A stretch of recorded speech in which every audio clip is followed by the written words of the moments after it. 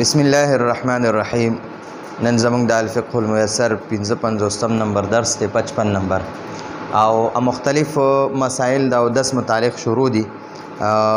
مخکې اول چې د ګیری باره کې خبره وشوه، بیا د هغې نه پس بل درس شو هغه د نوکانو باره کې و. نن به انشاءالله په دې ګوتې ته چې کومې ګوتمې خلک واچوي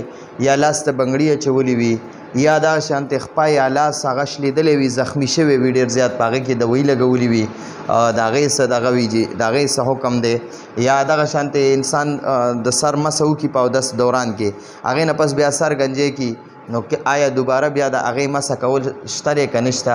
یا دغه شانتې انسان اودس وکړي او د هغې نه پس بیا نوکان کټ کړي، نو آیا دوباره بیا اودس ضروری دی که نه، یا چې د انسان اودس وکړي او د هغې نه پس برید کټ کړي، نو آیا دې کې دوباره بیا غسل یعنی هغه ځای بیا وینځل لازمي دي او که نه؟ نو انشاءالله دغه خبرې به نن کوو. فروع تتعلق بالوضوء، د اودس متعلق مختلف مسائل، د اودس متعلق مختلف مسائل. یلزم معنی دا لازمه، یلزم معنی دا لازم کیږي، ضروری کیږي، لازمیږي، لازمیږي.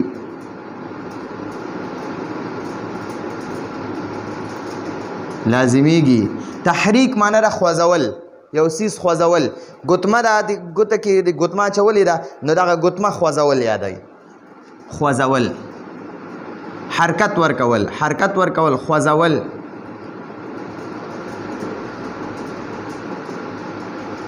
الخاتم، خاتم ګوتمې ته وایي، ګوتمه یا مهر وغیره،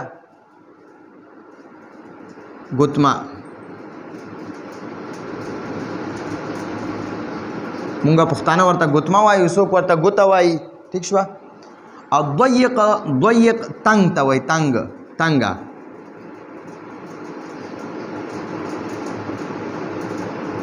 ټیک شوه جی. یلزم تحریک الخاتم الضیق،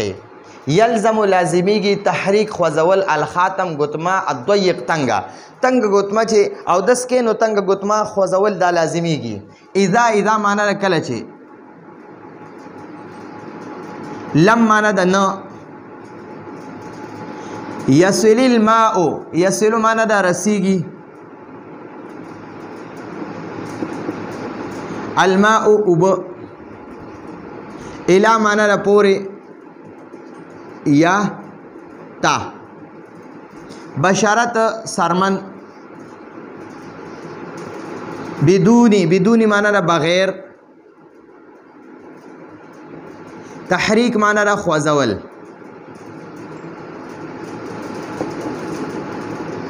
خوځول. ٹھیک شو، حرکت ورکول داسې. یلزم لازمیږي تحریک الخاتم الضیق، تنګ ګوتمه خوځول، تنګ ګوتمه خوځول لازمیږي. اذا کله چې لم یصل الماء، اوبه نه رسیږي، اوبه نه رسیږي الی البشرة سرمن ته بدون التحریک، بغیر د خوځولو نه، چې خوځولې دې نه وي د هغې نه بغیر د ګوتې لاندې، ګوتمې لاندې چې کومه د ګوتې هغه سرمن ده هغې ته اوبه نه رسیږي، چې کله اودس کې او د اودس په دوران کې دا ګوتمه دې اچولې ده او هغه دومره تنګه ده چې د دې ګوتمې لاندې کومه د دې ګوتې سرمن ده هغې ته اوبه نه رسیږي، نو دغې حالت کې وایي دا ګوتمه خوځول دا واجب دي، لازم دي، لازم ضروري دي. دا ګوتمه به وخوځې چې د دې لاندې کومه سرمن ده دغې ته اوبه ورسیږي، که دغه ته اوبه نه رسېدلي ستا اودس نه کېږي. دقه شانته یو کس دی هغه ډېر تنګ یوه ښځه وي، داسې زنانه چې هغې تنګ بنګړي اچولي وي، نو هغه بنګړي د اودس په دوران کې هم خوځول دا لازمي دي. یا داسې یو کس وي چې هغه د لاس ته هغه کړه غونته اچولي وي، یا نری د ربړ کړه وي، یا چې دی د زنانه هغه غټې کړې اچولي وي،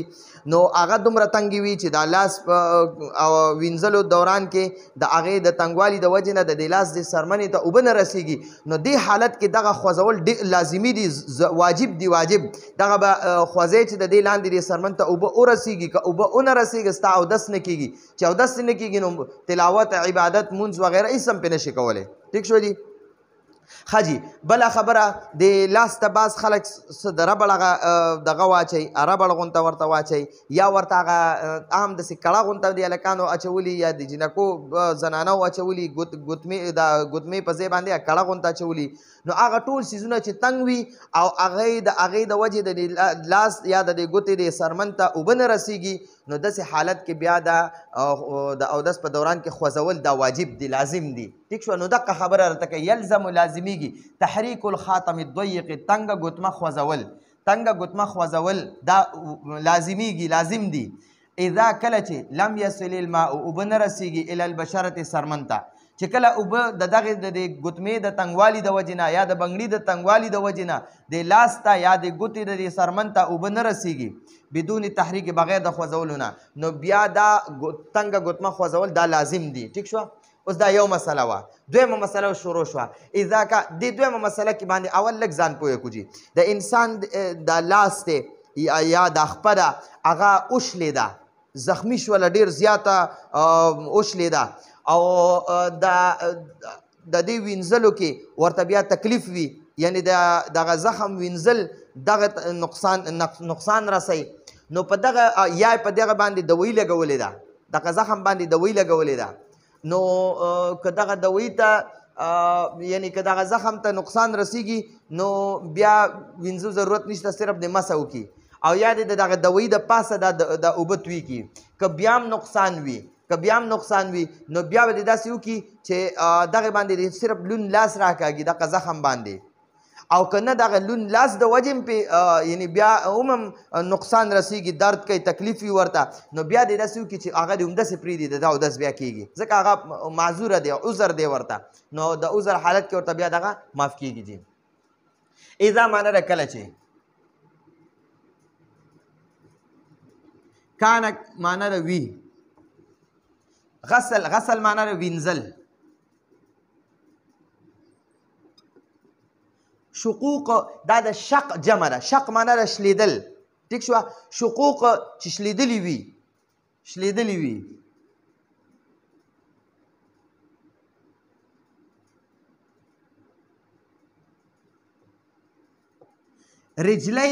رجلیه د هغه خپه رجلی خپې ته وایي خپو ته خپې یضره هغه ته نقصان رسیږي چې د هغه کس خپه شلیدلي وي او هغې ته نقصان رسیږي یضر معنی نقصان رسیدل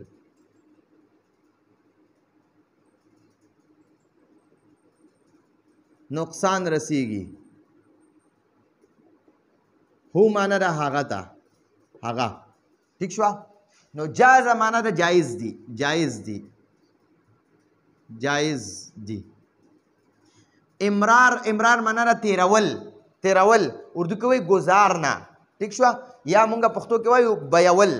داسې اوبه دې پې توی کي ټیک شوه نو هغې ته تویول یا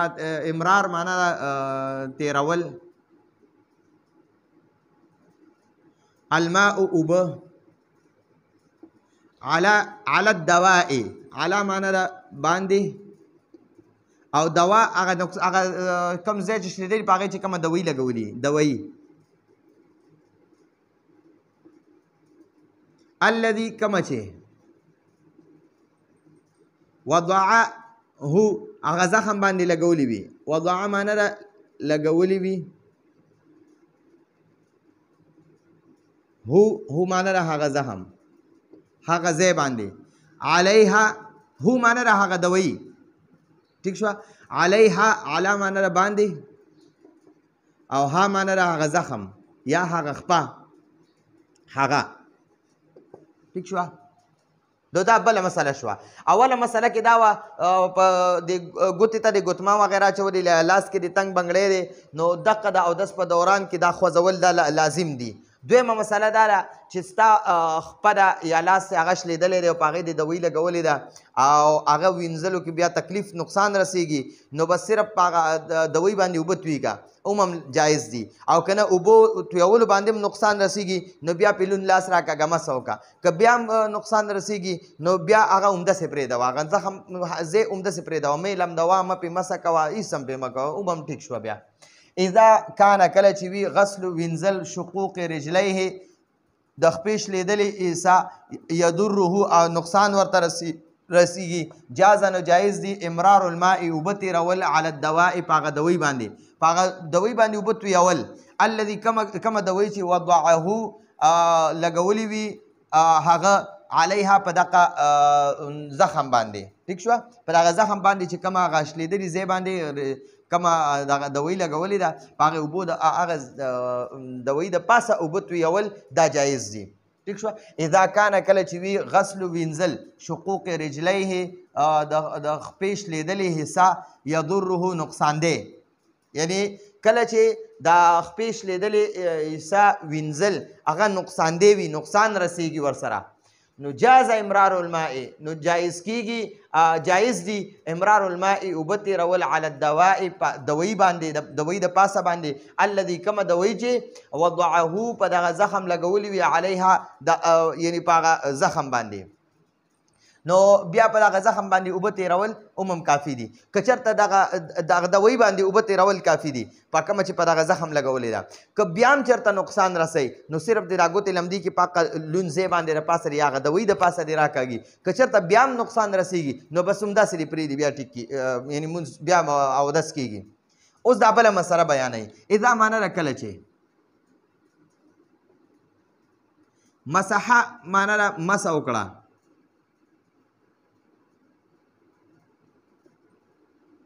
رأس سر ته وایي سر د سر مسه فی الوضوء فی معنی ده کې او وضو معنی ده اودس ثم معنی ده بیا حلقه معنی ده سر گنجې کول سر کټا کولو ته حلق وایي حلقه سر گنجې کو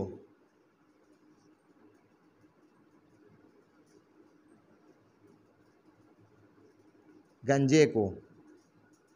هو معنی ده هغه لا يعيد معنی ده اعاده نه کول دوباره نه کول واپسی نه کول ٹھیک شو دوباره نه کول المسح مسح ٹھیک شو دا یو مسله شوه بله دته اوس دلته نه وایي اذا معنی ده کله چې توضع اودس وکړو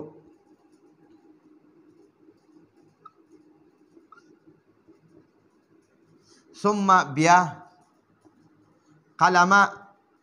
قلم کو کٹ کو یا کٹ کړو الظفر نوک او معنی ده یا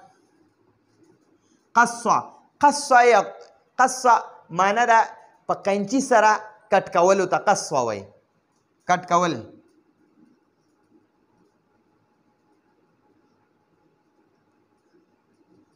الشارب بریت ته وایي بریت د جمع شوارب راځي نو شارب بریت یادوي بریت لا يعيد معنی ده دوباره نه کول دوباره یا اعاده نه کول دوباره نه کول الغسل وینځل یعنی دوباره نه وینځل ٹھیک شو دوباره نه وینځل خجی اوس دلته نه بله مسله واورېږي مسله داسې ده اذا مسح الرأس کله چې د اودس په دوران کې اذا مسح الرأس اذا معنی ده کله چې مسح الرأس د سر مسه وکړه فی الوضوء اودس کې ثم بیا حلقه سر گنجې کړو هغه سر گنجې کړو چا چې اودس په دوران کې د سر مسه وکړه او بیا سر گنجې کو لا يعيد المسح نو دوباره مسه کول بیا پکې نشته د مسه اعاده کول دا نشته دی بس چې اودس دوران کې یو ځل مسه وکړه بس فرض دی پوره کو که بیا ته سر گنجې کې او که گنجې نه کې ستا خوښه ده خو که فرض که چا بیا د سر مسه وکړه هغې نه پسې بیا سر گنجې کو نو د دوباره مسه کولو ضرورت نشته دقه شان درته وایي اذا توضع اذا معنی ده کله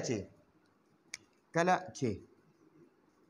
توضع اودس وکړو ثم بیا قلمه زفره او نوکي کټ کړو د اودس نه پس یو کس نوکان کټ کړه ټیک شوه یا او قص الشاربه یا یې برید کټ کړه اودس یې وکړه د هغه اودس نه پس نوکان کټ کړه یا یې برید کټ کړه نو لا یعید الغسله دوباره وینځل دا د اودس د نوکانو دا ځای وینځل یا چې دی هغه برید یې کټ کړي دي هغه ځای وینځل دوباره وینځل دا پکې نشته د هغې اعاده کول نشته دوباره یعنی اعاده مطلب چې هغه یو څیز دوباره کول ټیک شوه نو دوباره وینځل نشته دی ټیک شوه نو دا زمونږ د نن ورځې درس په اوله عبارت کې دا لیکلي چې یاره مصنف رحمت الله علیه فرمایي یو انسان دی هغه ګوتې ته ګوتما اچولې تنګه ګوتمه ده یا لاس ته بنګړي اچولي دي ټیک شوه نو دلته کې ګورئ هغه د بنګړو خبره دلته نشته دی خو دا دې سره تړلې خبرې دي چې ګوتمه تنګه ده نو هغې ته لاندې بیا اوبه نه وررسي نو دغه شان چې د لاس ته بنګړی اچولی دی نو هغې ته هم ها بله خبره پکې دا ده چې بعض زنانې هغې د پوزې ته هغه نتکۍ اچولي وي نتکۍ هم دومره تنګه وي چې د هغې د وجې نه د دې پوزې هغه حصې ته د اودس په دوران کې چې وینځل لازمي دي هغه حصې ته اوبه نه رسېږي نو دغه نتکۍ خوځول هم لازم دي یا غوږونو کې والی اچولي وي ټیک شوه دغه والی د ښکته ځای دغه هم وینځل بیا دغه هم خوځول لازمي دي نو دا څیزونه اول عبارت کې موږ ته دغه ووي دویم کې وي چې خپا د یا لاس ته ډېر زخمي شوی بالکل شلیدلی وي هغې کې د دوایي لګولي وي نو او که دغه ته وینځي نقصان درله درکوي نو که هغه زخم وینځي نقصان کوي ټیک شوه نو که بیا یې په هغه د کومه دوایي لګولي نو هغه اوبه په هغه دوایي باندې توی کا نو که چېرته بیا هم نقصان کوي نو بیا پې صرف لون لاس راکاږه که بیا هم نقصان کوي همداسې پرېږدوه کېږي اودس ټیک شوه ځکه دا عذر دی عذر کې جایز دی ښه درېیمه مسله راته دا بیانوي چې یو کس دی هغه اودس وکړو او د اودس په دوران کې هغه د سر مسه وکړه د مسې نه پسې بیا سر ګنجی کو نو د دپاره دوباره مسه کول لازمي نه دي نشته دی دوباره د دپاره مسه کول دوباره نشته ځکه هغه مسه پوره شوې ده فرض یې پوره شوی دی بیا وایي یو انسان دی هغه اودس وکړو او د اودس نه پسې نوکان کټ کړه یا یې برید کټ کړه نو دوباره ورله بیا د نوکانو دا ځای وینځل یا دغه د بریتو دا ځای وینځل دا لازمي نه دي بالکل د دپاره جایز دي دا د خپل دوباره ورله انځل لازم نه دي ټیک شوه نو دا مسلې بیان شوې راتلونکي درس پورې اجازت غواړو هذا هو المرام والله اعلم بحقیقة الكلام